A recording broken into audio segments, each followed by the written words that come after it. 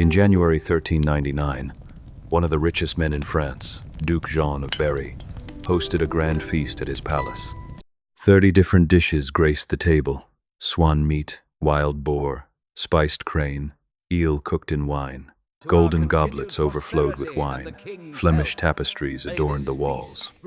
Everything spoke of magnificence. But if you look closely at the famous illuminated manuscript depicting this scene from the Très Riches Heurs, you notice something strange. There are no forks on the table, no plates, no napkins. And this wasn't an artist's oversight or forgetfulness. This was reality. In 14th century Europe, even the wealthiest man ate with his bare hands, wiped his sauce-covered fingers on the tablecloth, and drank from the same goblet as the person sitting next to him. This wasn't some peculiar habit of the Duke of Berry. This was how the King of France ate. This was how the King of England ate. This was how the Holy Roman Emperor ate. This was how all of Europe ate. And this wasn't simply a matter of table settings.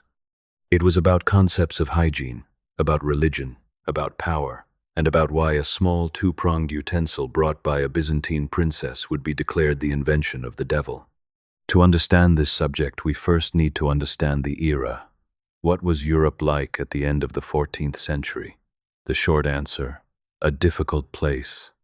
The waves of Black Death that began in 1347 hadn't yet faded from memory. According to some estimates, between 1/3 and 1/2 of Europe's population perished in that pandemic. Entire villages were wiped out. Cities lost half their inhabitants. The trauma was deep. Wars were constant. The 100 Years' War continued to rage, with England and France exhausting each other. The feudal system remained strong, with the vast majority of society consisting of peasants bound to the land. And during this period, there existed a concept that seems very strange to us today: hygiene. Or rather, the absence of hygiene. During the Roman Empire, there were thousands of bathhouses across Europe. The baths of Caracalla could accommodate thousands of bathers daily. Aqueducts carried clean water to cities. Sewer systems existed, but with Rome's collapse, most of this infrastructure collapsed too. Aqueducts crumbled from neglect. Bathhouses were closed, some converted into barns. And in medieval Europe, a new understanding took hold. According to church doctrine, the body was temporary, while the soul was eternal.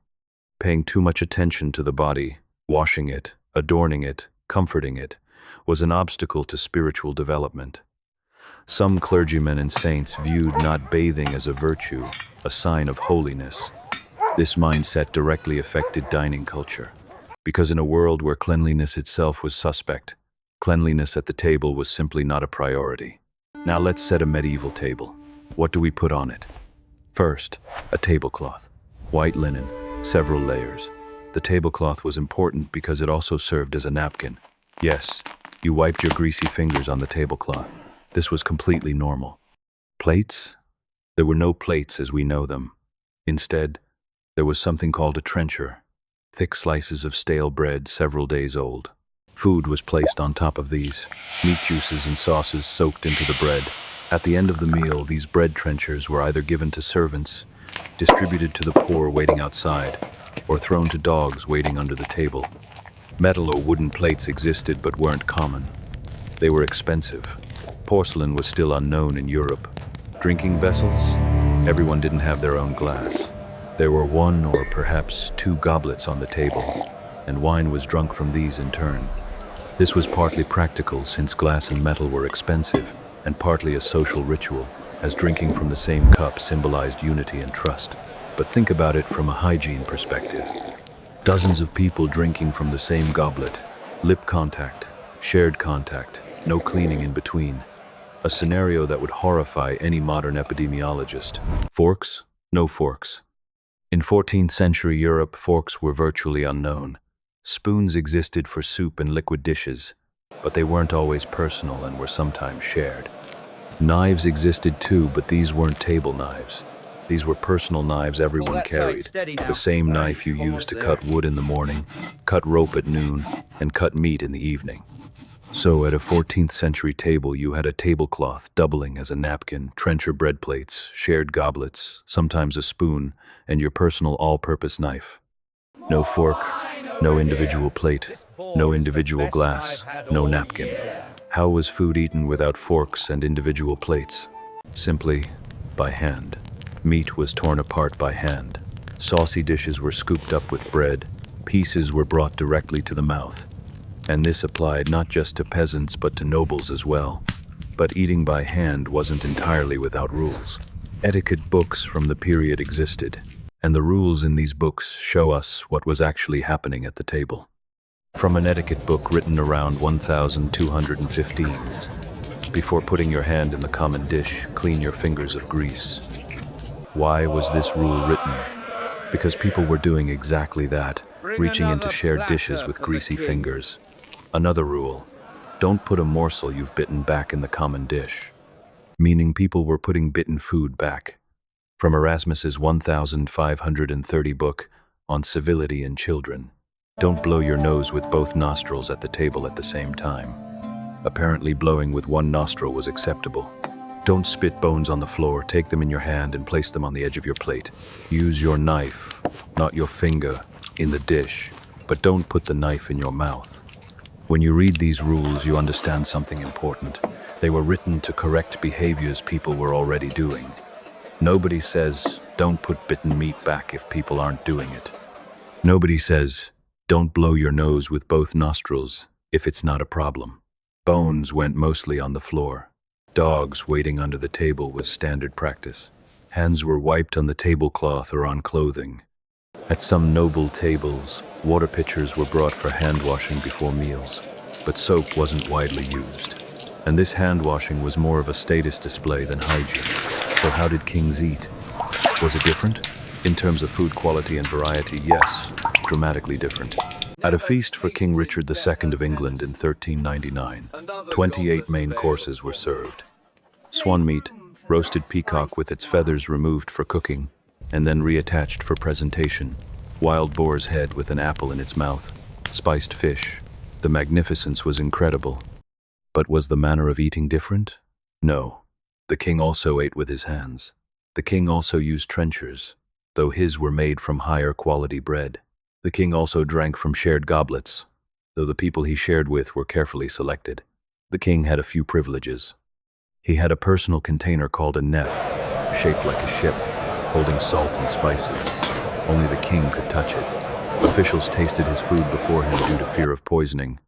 A special ceremony accompanied the presentation of food. But despite all this ceremony, the king took that food with his hands and ate it with his hands. One more detail worth considering. The ventilation in these palace halls was very poor. Torches and fireplaces burned constantly, filling the hall with smoke. Hundreds of unwashed people occupied the same enclosed space. And the heavy use of spices wasn't just for flavor. It helped mask odors, including the smell of meat that was beginning to turn. Was there a civilization using forks during this same period?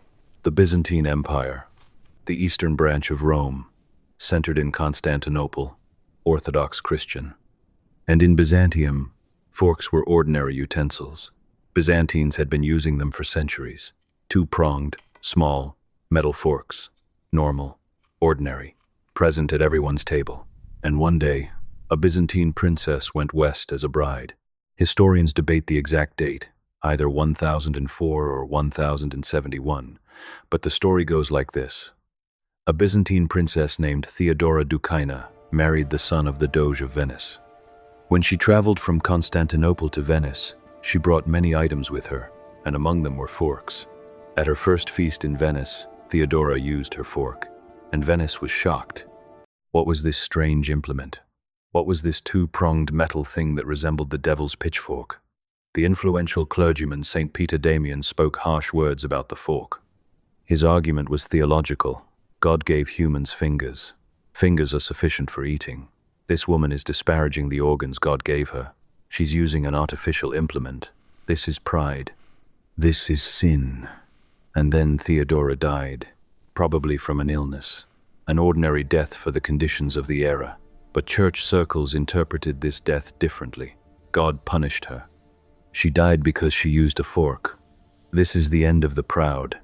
This story was told across Europe for centuries as a warning, as a moral lesson. Don't use forks. you see the consequence. And the fork's adoption in Western Europe took centuries. In Italy, it slowly began gaining acceptance in the 14th and 15th centuries. In France in the 16th century, through the influence of Catherine de' Medici. In England in the 17th century, and even then it was viewed as Italian affectation, a small, two-pronged, innocent dining utensil, and it took Europe more than 600 years to adopt it.